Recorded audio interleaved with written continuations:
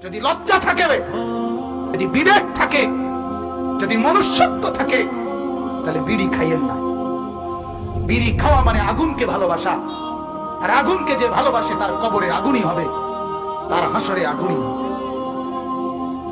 আল্লাহ আমাদেরকে বিবেক দান করেন, আল্লাহ আমাকে মাফ করে দেন।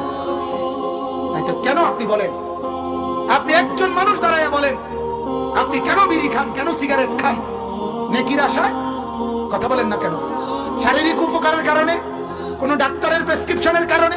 কি কারণ হইতে পারে? কোনো যুক্তি নেই। এরকম ভাগলামি কেমনে করে আমি? আরে কমপক্ষে যদি একটা ডাক্তারে, হোমিও ডাক্তারে কইতো, এলোপ্যাথিক ডাক্তারে বলতো, আয়ুর্বেদিক ডাক্তারে কইতো, হার্বাল ডাক্তারে কইতো, কত একটা কথা আছে। একটা মানুষ বললো না পৃথিবীতে বিড়ির কোনো উপকার। আল্লাহ রাসূল তো বলেই নাই, দুনিয়ার কেউ তো কোনোদিন বিড়ির কোনো গুণাগুণ বলে নাই। এরপরও এটা এইভাবে নেশাখোরের মতো খায় কেন? তো মূল কারণ এটাই, আগুন ছাড়া উনি থাকতো না।